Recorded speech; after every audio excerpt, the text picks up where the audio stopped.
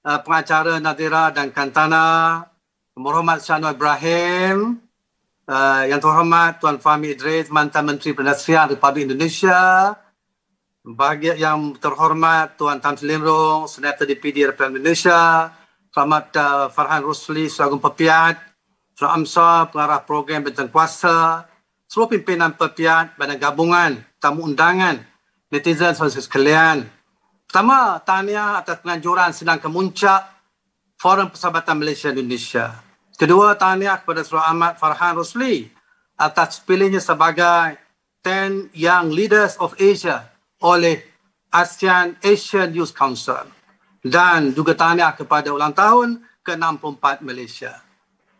Hadirin sekalian, kita telah diungkapkan tadi oleh Pak Tamsir dan Saudara Farhan soal sejarah ringkas PEMIAT dan kemudiannya PEPIAT.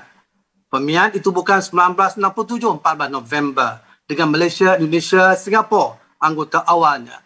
3 siri kepimpinan tahun 70 di Singapura, 73 di Jakarta dan 75 di Kuala Lumpur. Walaupun terhenti kemudiannya akibat masalah keuangan, arahan Pendaftar Pertubuhan Singapura kepada Persatuan Mahasiswa Islam di Singapura tahun 78 dan beberapa isu yang lain. Dan itu berlangsung selama 10 tahun. Alhamdulillah. Ada pelbagai aktiviti kemudian termasuk Dialog Malindo yang telah juga mengukuhkan antara kepemudaan Indonesia dan Malaysia. Alhamdulillah. Yang sama-sama kita ikuti.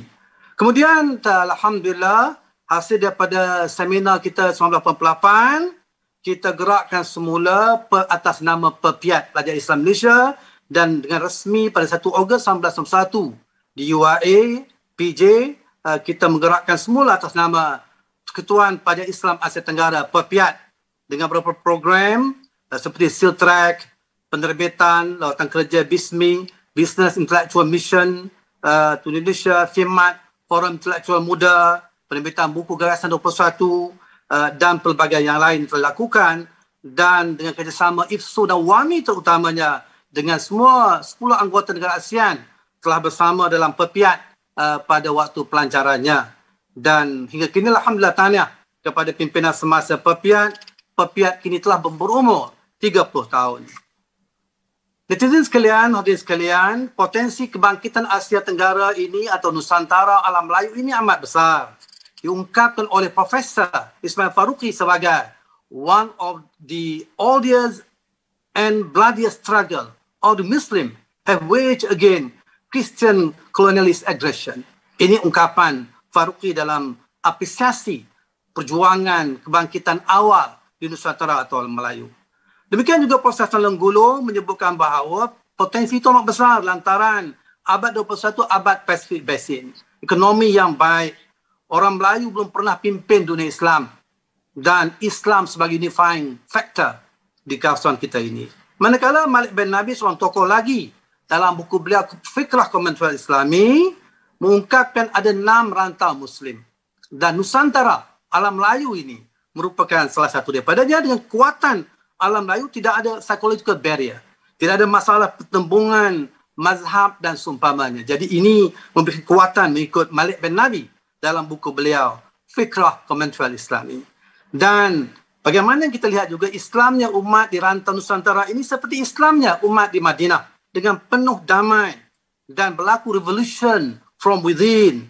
Dan sejarah masa lepas kita yang cukup gemilang sebenarnya merupakan integral part daripada khilafah Islamiyah Osmaniyah yang berpusat di Istanbul pada waktu itu. Jadi kita lihat dengan gerakan Islam yang dinamik, dengan kondisi muda yang alhamdulillah mapan dan seumpamanya, kita lihat potensi Nusantara ini amat tinggi.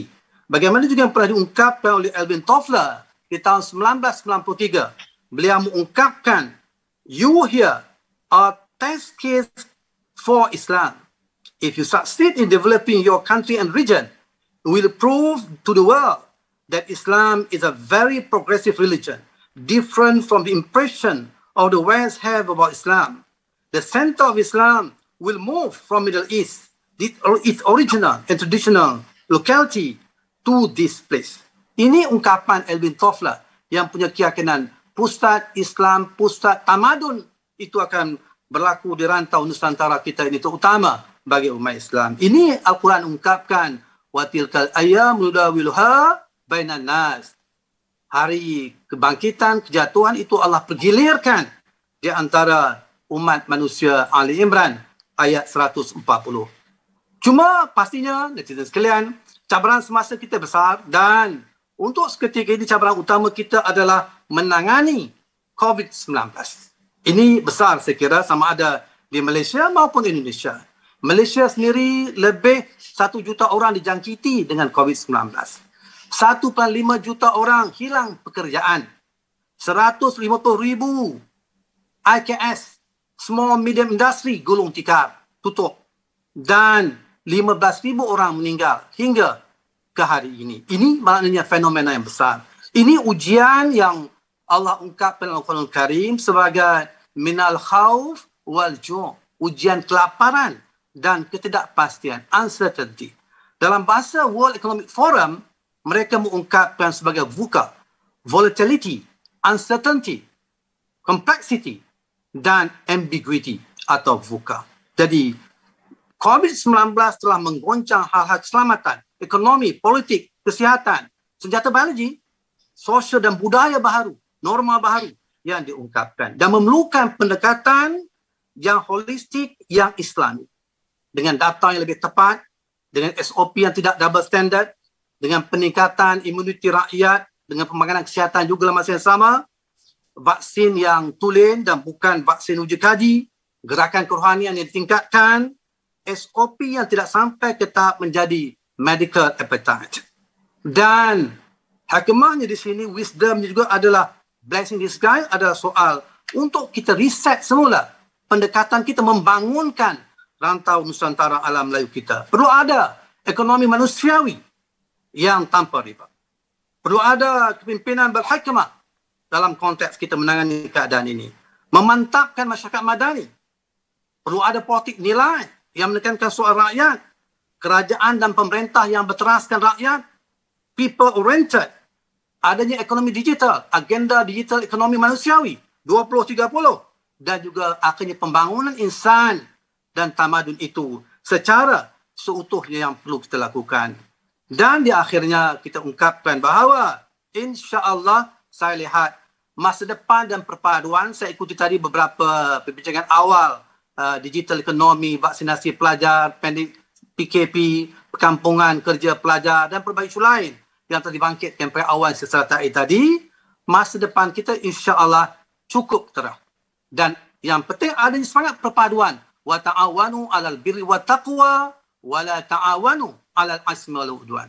Kita bekerjasama dalam hal-hal ketakwaan, kebaikan dan tidak dalam hal-hal keburukan. Bagaimana pengalaman cantuman perpaduan Aus dan Khazraj di antara Ansar dan Muhajirin, wujudnya masyarakat Madani dan Saifah Madinah, dan dari situ 3/4 dunia dibangunkan oleh umat Islam secara harmoni.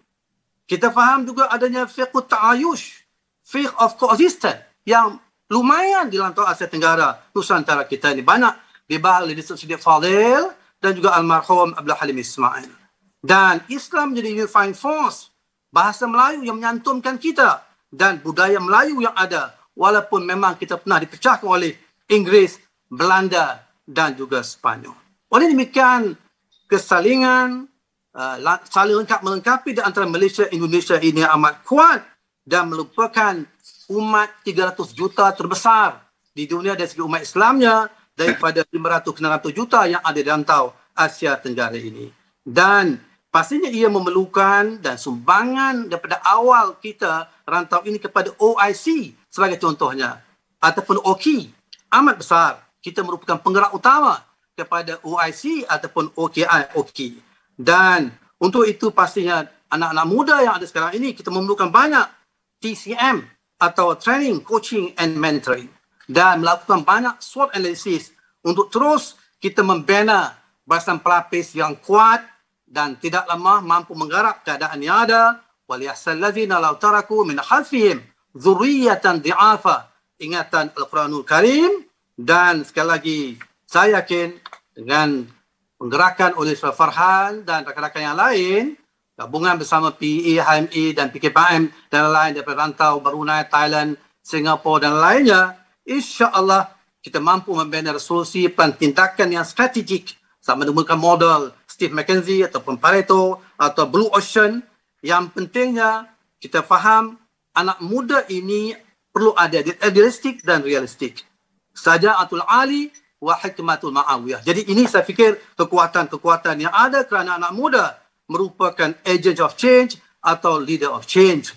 Akhirnya saya sudahi juga dengan sebuah pantun. Pergi ke kedai membeli permaidani, singgah ke pasar memilih tenggiri.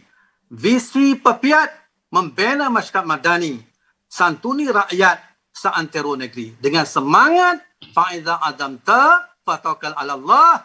InsyaAllah saya doakan pepiat berjaya, pergerakan kita berjaya, umat rantau Nusantara ini, alam Melayu ini insyaAllah berjaya menyumbangkan yang bermakna kepada kebangkitan masyarakat Nusantara ini insya-Allah. Wabillahi sekali lagi terima kasih kepada semua, terutama kepada Datuk Anwar Ibrahim, kepada Pak Fahmi Idris yang bersama dalam sesi, dan saya cukup bertuah dapat bersama sebagai pengasas penyambung semula Pepiat tahun 1900. Saya cuma bertuah dengan pertemuan bersama dengan Bapak Fahmi Idris dan juga Bapak Datuk Anwar Ibrahim. Wabillahi taufiq hidayah. Assalamualaikum warahmatullahi taala wabarakatuh.